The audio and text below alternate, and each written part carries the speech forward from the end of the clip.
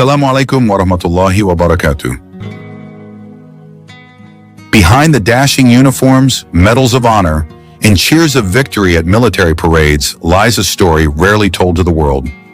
The story of thousands of American soldiers who, after years of war in Muslim lands, found true peace not in military barracks, not under the proud flag of their country, but in the simple words, La ilaha illallah, Muhammadur Rasulullah. This phenomenon did not emerge suddenly. It all began on the battlefield, a place where humanity often finds itself on the edge between life and death, between faith and doubt. When American troops were deployed to Iraq and Afghanistan in the early 2000s, most of them departed believing they were fighting against terrorism, bringing freedom, and upholding world peace. But beneath the propaganda, many soldiers began to feel something different: emptiness, confusion, and a growing doubt within. They came armed, but what they found in Muslim lands was not just war, but a life very different from what they had imagined. Amidst the rubble and the sound of explosions, they witnessed something they had never understood before. People who continued to prostrate themselves to God, even as their homes were destroyed. Children who had lost their fathers yet still smiled when the call to prayer sounded. Women who had lost everything yet still prayed with hope. A former American Marine named Michael Anderson once said in an interview, "I came to Iraq filled with hatred. I thought I would find enemies, but what I found were people. People who were patient, kind, and faithful in an extraordinary way. They had lost everything, but they hadn't lost their faith."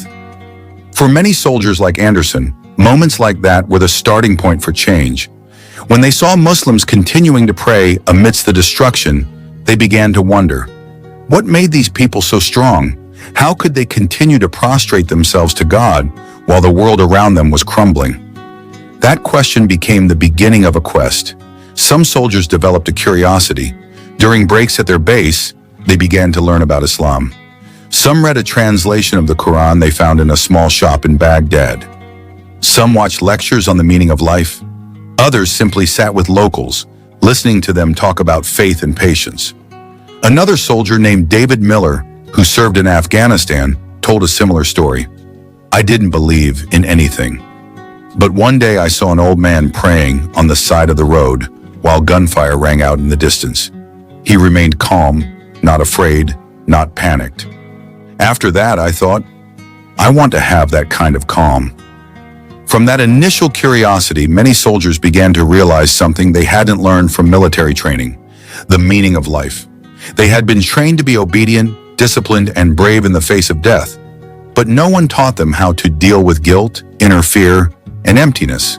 They could survive on the battlefield, but not in their own hearts. When the war ended and they returned to America, some of them didn't return as heroes. Many returned with deep emotional wounds, the loss of comrades haunted by memories of war and living with trauma. Yet it was in those darkest moments that some of them began to discover the light of Islam. Those who once thought of Islam as a source of conflict began to see that it actually brings peace. They began reading the Quran not to criticize but to understand. They discovered verses that spoke directly to their hearts, such as Allah's words in Surah Ar-Ra'd, verse 28, namely, "Those who believe and whose hearts find rest in the remembrance of Allah. Indeed, only in the remembrance of Allah do hearts find rest." For many emotionally wounded soldiers, this verse was like breaking through a wall of frozen hearts. They realized that peace does not come from victory in battle, but from surrendering to the Creator. Some began secretly visiting local mosques. Some met with the local imam. Others watched video sermons online. These small steps eventually led them to a major decision: reciting the Shahada. In recent years, reports from various Muslim communities in America have noted an increase in the number of converts among soldiers. Many of those who were previously atheists or Christians have now embraced Islam with conviction. The number now stands at around 3,000 people and continues to grow every year. Encounters with the Quran, when God's verses penetrate soldiers' hearts. After the war ended and the dust of battle began to settle, many American soldiers returned home with a heavy burden on their hearts.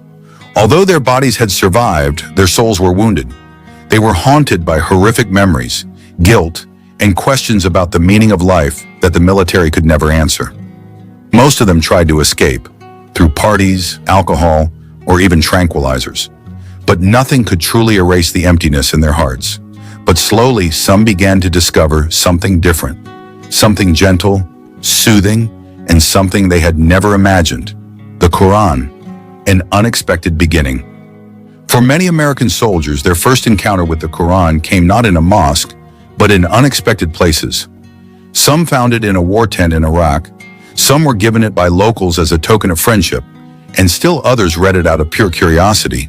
A former American officer named David Miller recounts, "I served in Afghanistan in 2009. A little boy gave me a small green book. I thought it was just a prayer book. But when I opened it, I saw unfamiliar writing. A translator told me it was the Quran. I don't know why, but I took it home. One night, I read the translation, and my life changed." David read the translation of Surah Al-Baqarah, verse 286. "Allah burdens not a soul beyond its capacity." The verse struck him like a light in the darkness.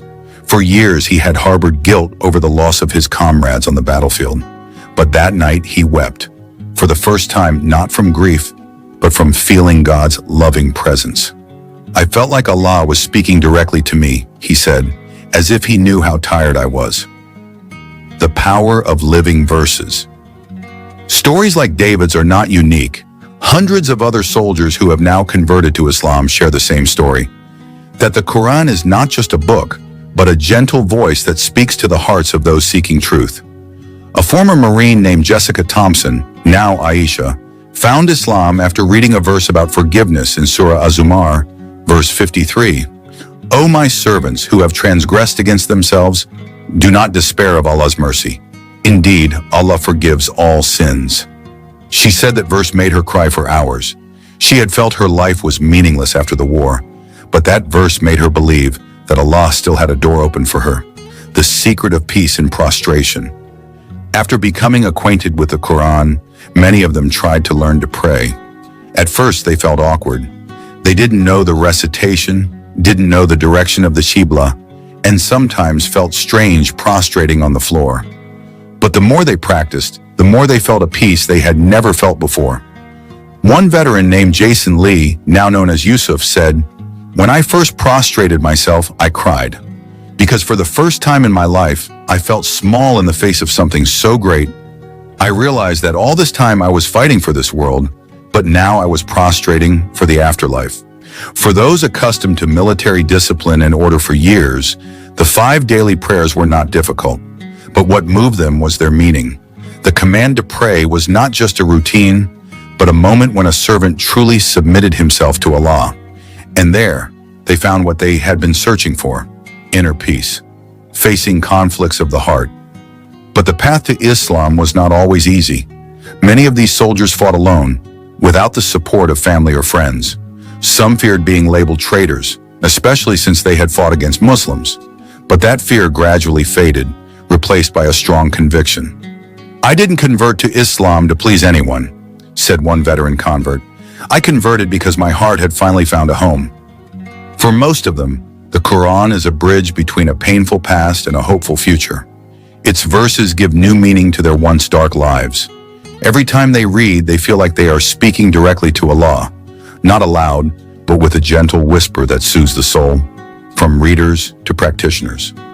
After learning about the Quran, many of these soldiers went beyond reading it. They learned Arabic, attended Islamic studies, and even memorized several short chapters. Some of them now serve as Quran teachers for other converts. From battlefield to mosque, a journey back to peace. After a long journey through war, emotional pain, and a search for meaning in life, hundreds, if not thousands, of American soldiers finally found a guiding light: Islam. But their journey didn't end with the Shahada. Instead, it was here that a new chapter began, a more peaceful but also challenging chapter in their lives. Where they once wore their military uniforms with pride, now they wear robes or simple clothes when they come to the mosque.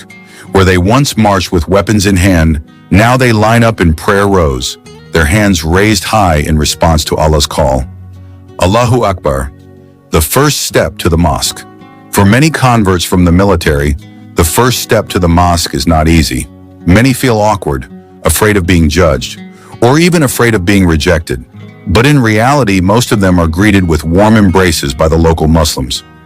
One story comes from Sergeant Brian Thompson, now known as Abdullah. After returning from Iraq, he began searching for a mosque in his Texas town. With a pounding heart, he arrived on a Friday. He sat in a corner, silently watching the people praying in congregation. After the sermon, an imam approached him with a friendly smile and said, "Welcome, brother. This house is your home too," Abdullah wept. "I've traveled the world," he said, "but this is the first time I've truly felt home." Simple moments like that became the starting point for many of the soldiers who converted to Islam to truly feel accepted. They discovered that Islam wasn't just a religion, but also a new family, a place where they could let go of the burdens of their past without being judged. A peace unheard before. Every step into the mosque, every movement in prayer, became a spiritual therapy for these veterans. Those who had previously suffered from PTSD, post-traumatic stress disorder, began to find a peace that no medical therapy could provide. "When I prostrated myself," said Jason Lee, Yusuf, "I felt all my guilt being lifted from my heart. I was no longer haunted by the past. I felt forgiven." Prostration became a symbol of total submission. Previously, they submitted to the orders of their military superiors. Now they submitted to the commands of Allah, and in that submission they found true freedom. Some even said that the sound of the adhan reminded them of the call to duty, but with a much deeper meaning. Previously, the call to duty meant preparing for war. Now the call to prayer means preparing for peace. New communities, from soldiers to brothers. This phenomenon has given rise to many new communities in the United States. One such organization is the Muslim Veterans of America, where former soldiers who have converted to Islam gather, support each other, and help fellow veterans who are going through difficult times. There they hold congregational prayers, Quranic studies, and social activities such as distributing food to the homeless and helping war victims. They feel this is their new form of jihad, not with weapons, but with goodness. "We used to be trained to shoot," said one member of the community with a smile. "Now we're trained to control our anger." The community also helps veterans who have recently converted to Islam feel less alone.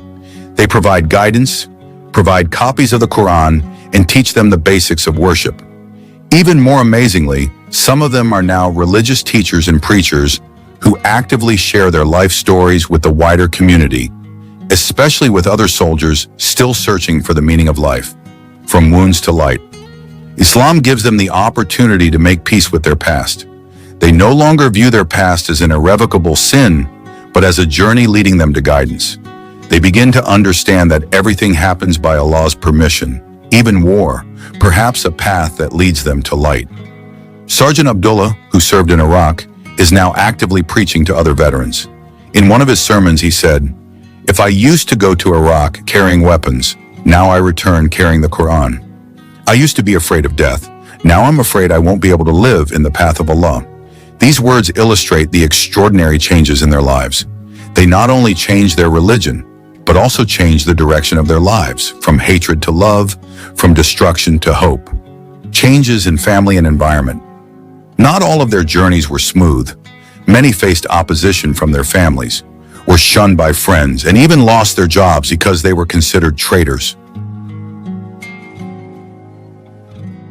A wave of guidance in America. When thousands of soldiers recite the Shahada, the phenomenon of conversion to Islam among American soldiers can no longer be considered a small or coincidental event.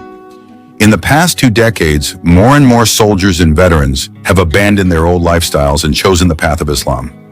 According to records from various religious institutions and observers in the U.S., more than 3,000 soldiers and former soldiers are now registered as converts to Islam, and that number continues to increase every year. For many, this news is shocking. How could they, who had been sent to fight in a Muslim country, return with the Quran and prostrate themselves to Allah? But to them, this is nothing strange. They see it as destiny and an answer to long prayers they previously didn't understand. The seeds of guidance that grow on the battlefield.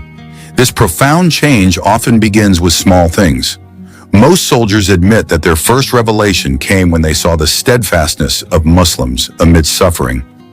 I saw them lose their homes, lose their families, but they still managed to smile and say, Alhamdulillah, said Anthony Lopez, a former Mexican-American soldier. It made me think, what do they have that I don't? From there, curiosity was sparked. They began reading the Quran, listening to sermons, and even discussing it with local imams in their assigned areas. Some brought home copies of the Quran given to them by local residents, and those copies changed their lives. I brought back a small book from Iraq, said Michael Turner, Mustafa. I thought it was just a memento of the war, but it turned out it led me to God, a moment of shahada at a military base. The most touching story comes from a military base in Afghanistan. In a simple room, 5 American soldiers gathered at night, far from the hustle and bustle of war. One of them recited the 2 sentences of the Shahada with a trembling voice. The others stared, fell silent, and then slowly joined in. That night, amid the sound of helicopters and the crackle of gunfire, they shed tears. They no longer saw Islam as an enemy religion, but as a truth that transcended ideology and weapons. Some of them even asked permission to fast during Ramadan while on duty. Although it was difficult, they did it with strong determination. And there they experienced the true meaning of patience and piety.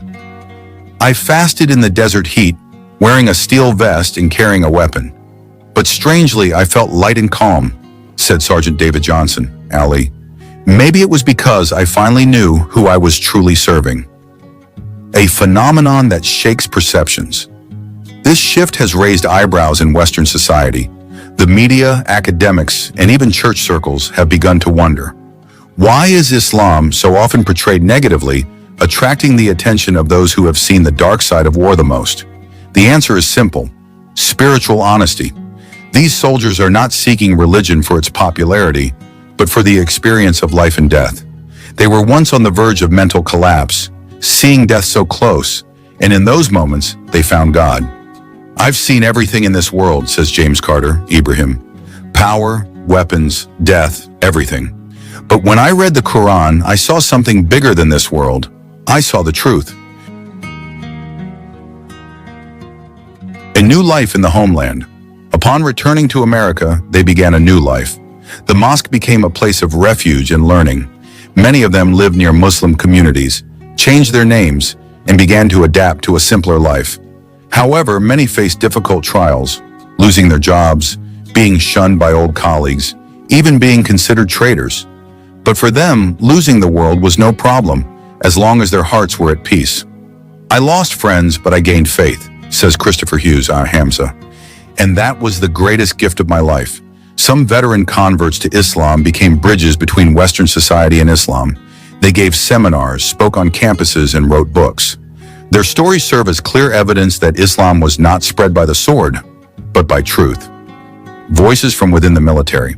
Surprisingly, this phenomenon is also beginning to be officially recognized. Several reports from military chaplaincy institutions indicate a significant increase in the number of Muslim soldiers enrolling in Islamic spiritual programs, military chaplaincy. Now, at various American military bases, Muslim soldiers have prayer rooms, Qurans, and imams. Islam used to be considered foreign on base, said Chaplain Omar Henderson, a military chaplain who converted to Islam in 2012. Now the call to prayer can sometimes be heard in the dormitory area. It's a sight unimaginable 2 decades ago, Islam as peace after war. Those who have witnessed the fires of war have become ambassadors of peace. Islam teaches them forgiveness, gratitude, and self-improvement. Many of them are active in social causes, helping homeless veterans, building Islamic schools, and supporting orphans in countries in conflict. I no longer carry a weapon, said Abdullah, a former Marine. I carry a bag filled with Qurans and food for the hungry. I used to destroy people's homes. Now I help rebuild them. A global phenomenon. A similar phenomenon is also beginning to be seen in other countries. England, Germany, France, and even Canada. Hundreds of former NATO soldiers have also reportedly converted to Islam after witnessing the strength of Muslim faith on the battlefield. They realize that Islam is not an ideology, but rather the natural human quest for peace. One famous story comes from Harry Fear, a British journalist who covered the Gaza war. After witnessing the steadfastness of Muslims amidst the destruction, he embraced Islam. A similar story happened to German soldiers who had served in the Middle East and are now starting to form a growing German Muslim community. Major impact on the Western world. This change is slowly shifting Western society's view of Islam. Books about Islam are becoming more widely read. Mosques are becoming more crowded, and interfaith dialogue is on the rise. More and more people are realizing that Islam is not a threat, but rather the answer to the spiritual emptiness of the modern world. "We used to look for meaning in life on the battlefield," said Mustafa Turner. "Now we find it in our prayer mats." Islam in military barracks. When the sound of takbir echoes through army bases. Days on American military bases are usually filled with the clatter of footsteps, loud commands, and the sound of combat training machines. But now, at several headquarters, a new sight unimaginable just a few years ago is revealed. Soldiers stand in neat rows, then quietly bow their heads, prostrate themselves, and recite a prayer in Arabic. The sound of the takbir echoes softly through the walls of barracks that once only heard shouts of command. That's the new reality at several American military bases. Islam now lives within the military compound, a prayer room in the heart of the barracks. This change began with a simple request. A group of Muslim soldiers asked for permission to have a small space for prayer. Initially, it was an empty, former warehouse space. They cleaned it themselves, laid out a carpet, and posted the direction of the Qibla with a small compass. From there, the first prayer room on the base grew. "We didn't need a big space," said Ali Matthews, a convert to Islam and an army officer. "We just wanted a place to bow before Allah." Over time, the presence of this prayer room attracted the attention of other soldiers. Some curiously joined in, sat quietly in the back, and some even imitated the prayer movements. And from that curiosity, the seeds of new guidance emerged, the call to prayer at a military base. One day at Fort Hood, Texas, a soldier named Imran, formerly Eric Sanders, dared to call the first call to prayer at the base. His voice was soft but firm, echoing among the rows of tents and metal barracks. "Allahu Akbar, Allahu Akbar." Several of his comrades paused. Some were shocked, some listened silently, and still others shed tears without knowing why. For them, it was not just a call to worship, but a symbol of the revival of hearts in a place once rife with war. Congregational prayer in the midst of duty. The 5 daily prayers are now part of the routine for Muslim soldiers. They strive to fulfill their duties despite the rigors of their duties. Sometimes they pray in the open field behind combat vehicles, sometimes in a cramped space among piles of equipment. "We don't know if we'll be alive tomorrow," said Sergeant Abdullah, an Afghanistan veteran. "So we make sure we don't miss every prayer." In some instances, congregational prayer becomes a point of interfaith unity. Some non-Muslim colleagues stand behind them out of respect, and some even bow their heads, feeling a profound sense of peace. Fasting amidst combat training. When Ramadan arrives, the atmosphere at the base changes. The Muslim soldiers fast throughout their rigorous training schedule. They endure hunger, thirst, and heat, but they smile nonetheless. Their commanders, once puzzled, now support them by adjusting their dinner schedule so they can break their fast. "We thought they would be weak," said one of the military trainers, but it turned out they were more focused and disciplined. They said, "This fast is to train the soul, not just to endure hunger." After sunset, they broke their fast together, with dates, water, and prayers.